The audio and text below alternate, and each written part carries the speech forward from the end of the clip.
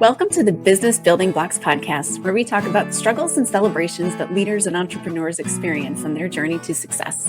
I'm your host, Kristina, and I'm passionate about helping you achieve massive amounts of success at work and at home. We'll talk about all things people and organizational wellness, share relatable stories, and feature insightful guests because quality people and processes are at the heart of every success story. Ready to learn, grow, and have fun? Let's dive in.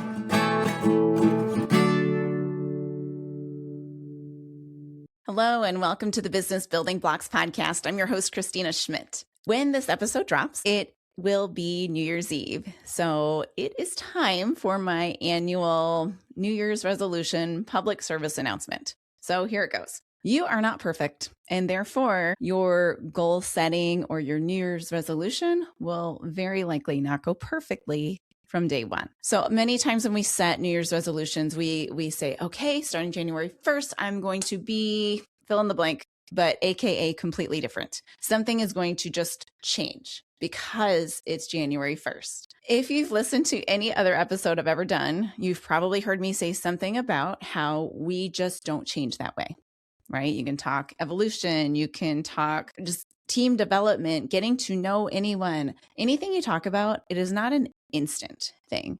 There's a gradual shift to what we do and how we do it. Mind you, you may say on January 1st, I am going to start doing X, Y, or Z, right? And you can start doing it, but there's going to be resistance in your body because we don't like to change. We don't naturally just change. And so you're going to have an adjustment period. And usually the reason why so many people, it's like 2 weeks of January, you're great. It's because you can white knuckle it for 2 weeks or even a month, maybe. You can white knuckle anything for a little while, but eventually we want to get back to our natural state. So it's important to understand that we're going to have those setbacks, but it's also important to try to understand what got in the way, what caused you to fall back, and what are you going to do about it?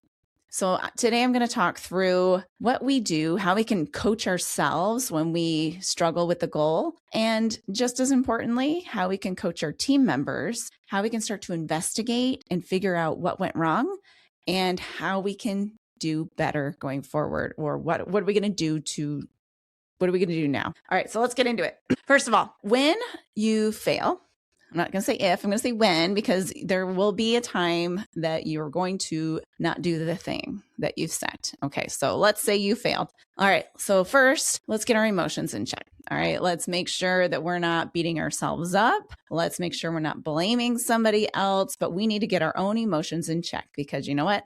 We fell down. This is normal. Okay, so let's take a deep breath. We can do the big belly breath. So in for 4, out for 6 with a pause in the middle. We can do that. But basically, let's take a step back and just be real. Understand that, hey, that will happen. Okay. When we start shaming ourselves, when we start berating ourselves, we just get stuck because we can't move forward. We can't learn when we're feeling shame. And that is the surefire way to make sure you fail if you keep yourself stuck in shame. So let's get out of the shame. Let's get out of making ourselves feel badly and just say, okay, we expected this. Now what? Okay. So that's first step. Second step, we need to understand what happened. Okay. Did we say we were going to do this thing 5 days a week and we did it 3? Did we, not even start doing the thing? Like maybe we didn't even go in the first place. All right. So what actually happened? What is the problem? And so many times when you just do this step, what we see is like, oh, you missed a day. Okay. So let's say that you were supposed to do this thing 5 days a week and you did it 3 days last week, or you did the first day to Monday and you missed Tuesday, Wednesday, Thursday, Friday. Okay. So that's the thing. That's what happened. Okay. So now we take a step back and we say, what's happened in the past? Okay. From before we started this goal, what were we doing before? Okay. So let's say you were doing it 0 times a week and now you did it 1 time. So you're 20% better. So yay. Clap for a success. Let's be happy. Let's celebrate that success. But then let's look at, okay, what's actually happening? So now we're going to break down what's happening. We're going to say, all right, so what got in the way? What were my thoughts when I went into that week? And this sort of investigation will probably will probably matter like kind of where you were from it. So let's say you've been successful for 3 weeks and now we're on week 4 and you fell off the wagon after Monday. Okay. What happened in week 1, 2, and 3? What was different? What were your feelings? What were your thoughts? Very likely, if it's a new goal, especially these New Year's resolutions, you were excited. And that adrenaline, that I'm going to do it, carried you forward. So we white knuckled it for the 3 weeks. Now we're in week 4 and it starts to get real, right? Like I used to run track and I did the mile. And if you ran track and you did the mile, the 1600 meter run, there's 4 laps to it. Lap 1, you are full of spit and vinegar and ready to start sprinting, though you have to hold back a little bit, right? Because you've got 3 more laps to go, but you have a lot of energy. Lap 2, still feeling pretty good, but near the end of lap 2, you start to feel a drudge. Lap 3 is absolute torture because you have 1 more to go. You're tired from the first 2 where you're going your hardest. So lap 3 is like the mental and physical thing you have to overcome. And then lap 4, you're almost done. So you just keep going. So this just is my analogy for most goal setting, because laps 1 and 2, we feel really good. We have that high energy. So those first few weeks, we have that energy. But there's going to be a point when you get to it's hard now because life is normal. The excitement is gone. The starting excitement and the adrenaline is gone. And now you have to power through it. So as I said earlier, we can't just white knuckle things forever. There might be a point if you're white knuckling that you'll, eventually it'll become normal. But typically if you've gone too far of a change, you're going to fall back because your body will actually just get exhausted, because when you're changing, you've put your body under stress, under additional stress to what normal stress might be. And now your body gets tired and you get tired. You're mentally tired. You're physically tired. So there are things that change. So now we have to figure out, what are those resistances that we have to this new habit or this new thing that we're doing? How can we push through kind of the normal drudge? Because that's how we make the change. We find out what gets in the way of the behavior and we address that. So that's what this whole part is going to do. So that's going to take if you're doing it for yourself, some reflection, some actually looking at what happened, looking at things honestly and saying, is this just too much? Is 5 days of, getting up at 5 a.m. and working out, is that too much for my current state in life? And you know what? Be real. Be real with yourself. You want to push yourself, absolutely. But you also need to understand that we're in different seasons, or maybe the fact that you're not going to bed until midnight is getting in the way, right? Because you can make it by, through Thursday, but by Thursday, you're just zonked because you've only slept for 4 hours a night. So it's what's really happening, what's getting in the way. Sometimes it's those preconceived notions, those thoughts that we have about ourselves. And sometimes they're identity thoughts, right? You may want to be one who works out, or someone who does daily reflection, or someone who is the best at, the best speaker in the whole wide world. And you may want to be that, but you might have an identity thing of, I don't speak well.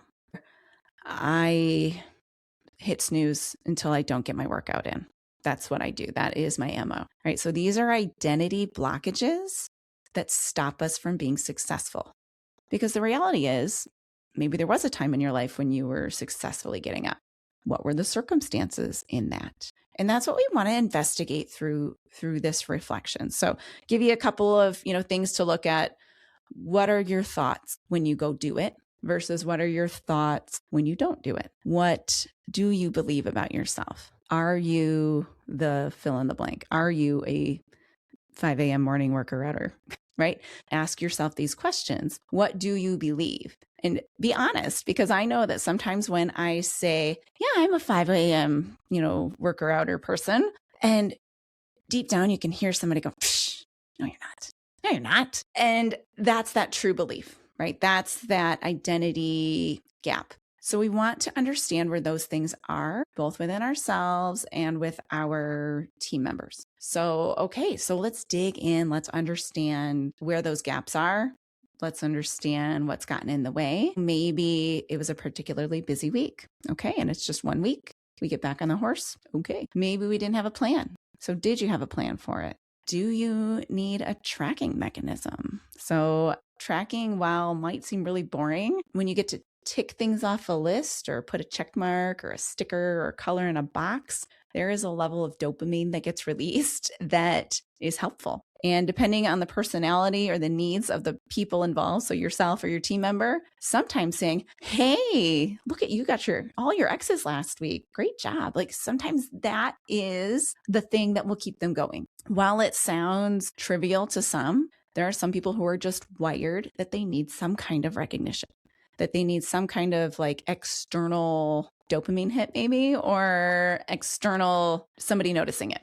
Okay. So there are people wired that way. So that might help. So all of these sorts of things can be huge benefits and something to look at, like what got in the way. What we want to understand from before is, where were we before we started this goal? Were we doing 0 days a week?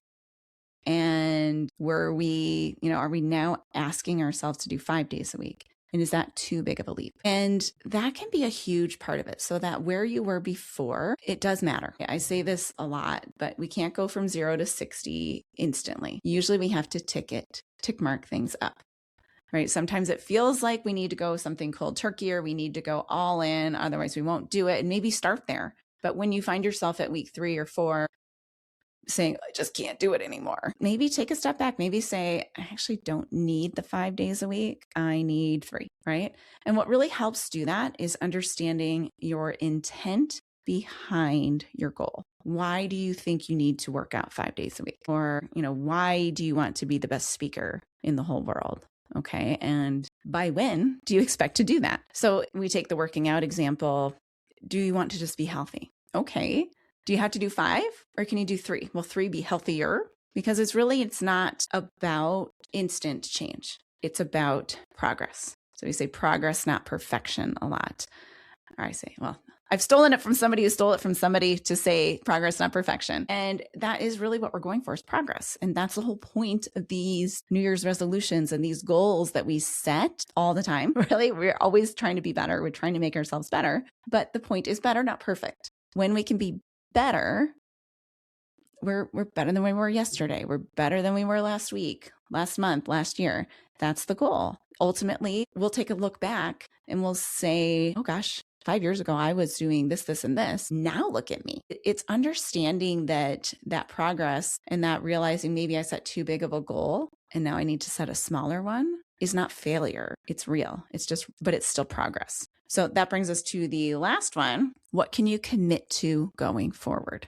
Okay, so let's say you fell down and, you're trying to do the 5 days a week. When you take a step back, you're not getting to bed early enough. You're like Tuesday nights are late nights and you struggle to even get to bed on time. So maybe you say, you know what, I'm not going to do 5 days. I'm going to do 3 days. And I'm going to, I know that I need some kind of an accolade. So I'm going to track it on my fridge, right? I'm going to put X's on my fridge every time I do it, because I'm going to see my lack of an X every time I open the door of my fridge. And I'm going to either be annoyed with myself that I didn't do it if I don't see an X, or I'm going to be like, hey, I got an X today. I am good. I already did my thing. And sometimes when you're saying I'm going to do a workout and you see that lack of an X, sometimes by 5 p.m. you say, well, gosh darn it, I'm going to go do something. I'm going to go do something for 15 minutes. So you go and you just do it because you've seen the tracker. So you're going to commit to now tracking it